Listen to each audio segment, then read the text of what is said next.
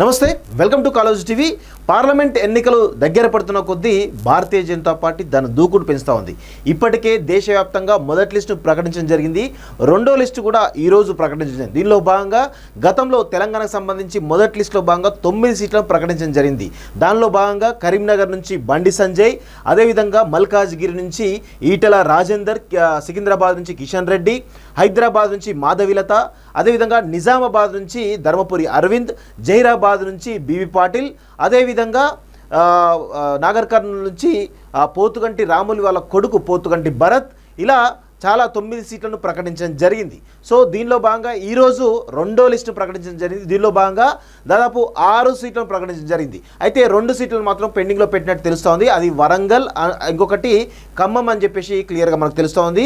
మిగతా సీట్లు ఏవైతే ఉన్నాయో దాదాపు నేను గతంలో చెప్పినట్టు ఒక పెద్దపల్లి పార్లమెంట్ తప్ప మిగతా అన్నీ కూడా దాదాపు కన్ఫర్మ్ అయినట్టు మనకు తెలుస్తోంది. దీనికి సంబంధించి ఒక్కసారి లిస్టు చూపించే ప్రయత్నం చేస్తా. అయితే ఇది భారతీయ జనతా పార్టీ ఈరోజు అఫీషియల్ రెండో జాబితా సంబంధించినటువంటి అఫీషియల్ ప్రకటన రావడం జరిగింది. సో జగత్ ప్రకాష్ నడ్డా జాతీయ అధ్యక్షుడు ఎవరుతున్నారో ఆయన పేరు మీద రిలీజ్ అయినటువంటి రెండో లిస్టు సంబంధించినటువంటి న్యూస్ వస్తాం. దీనిలో భాగంగా దాద్రా నగర్ హవేలీ, ఈస్ట్ ఢిల్లీ, నార్త్ ఢిల్లీ అంటూ చాలా దాదాపు ఎన్ని నాకు తెలిసి అయితే 72 సీట్లను అనౌన్స్ చేయడం జరిగింది. దీనిలో భాగంగా ఒకసారి తెలంగాణకు సంబంధించినటువంటి ఒకసారి చూసినట్లయితే తెలంగాణకు సంబంధించినటువంటి దానిలో ఆదిలాబాద్ చూసినట్లయితే గోడం నగేష్, ఇది ఆల్రెడీ మనం చెప్పడం జరిగింది, గోడం నగేష్కి టికెట్ వస్తుందని చెప్పేసి అనౌన్స్ చేయడం జరిగింది ఆల్రెడీ. పెద్దపల్లి నుంచి గోమాస శ్రీనివాస్, దీనిలో మనం కొంత గోమాస శ్రీనివాస్ పేరు మనం పెట్టలేదు, కాకపోతే మిట్టపల్లి సురేంద్రకు వస్తుందని చెప్పేసి మనం అనుకున్నాం, కానీ గోమాస శ్రీనివాస్ మరి తెరపైకి రావడం జరిగింది. అదేవిధంగా మెదక్కు రఘునందన్ రావుకు కన్ఫర్మేషన్ రావడం జరిగింది. మనం కూడా చెప్పినాం రఘునందన్ రావుకి టికెట్ వస్తుంది అని చెప్పేసి కూడా క్లియర్గా చెప్పడం జరిగింది.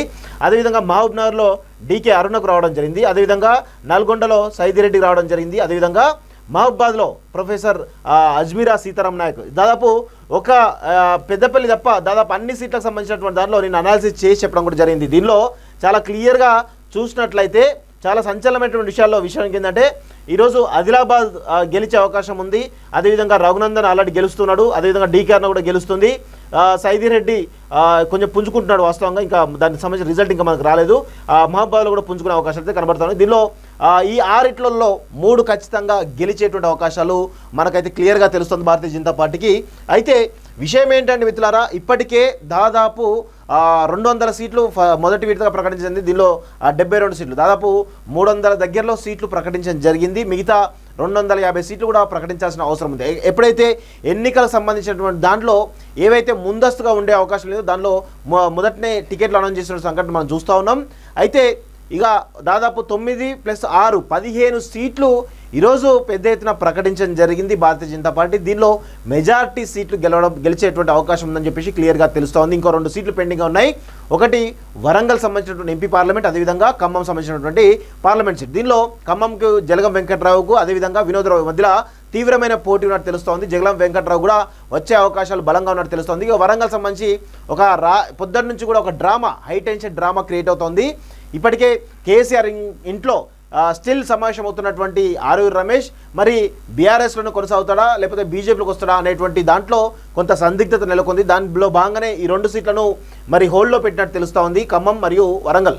ఒకవేళ వరంగల్లో కనుక ఆరూరి రమేష్ కనుక బీజేపీలోకి వస్తే ఆయనకు కేటాయించే అవకాశాలు కనబడుతున్నాయి. అక్కడ కూడా గెలుపు అవకాశాలు కూడా చాలా బలంగా ఉన్నట్టు మనకైతే క్లియర్గా తెలుస్తూ ఉంది. అదేవిధంగా ఖమ్మం సీట్ ఒకటి పెండింగ్ ఉండడం జరిగింది. సో మొత్తానికైతే భారతీయ జనతా పార్టీ చాలా దూకుడుతోటి ముందుకు పోతున్నట్టు మనకి తెలుస్తోంది.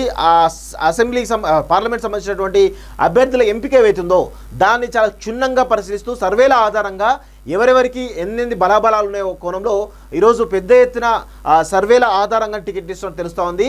అభ్యర్థుల ఎంపిక విషయంలో ఎక్కడ కూడా కాంప్రమైజ్ కాకుండా గెలుపు అభ్యర్థులే లక్ష్యంగా, అదేవిధంగా ఎక్కడైతే వీక్ ఉన్నామో అక్కడ ఓటు బ్యాంకు భారీగా పెంచుకోవడం, సెకండ్ ప్లేస్లో ఉండేందుకు కూడా ఈరోజు పెద్ద ఎత్తున భారతీయ జనతా పార్టీ తెలంగాణలో ఒక మాస్టర్ స్ట్రాటజీ అవలంబిస్తున్నట్టు మనకి తెలుస్తోంది. దాదాపు 15 సీట్లలో ఈరోజు అన్ని సీట్లలో చాలా బలంగా ఉన్నట్టు మనకు తెలుస్తూ ఉంది. సో చూడాలి మరి ఏమైతుందో.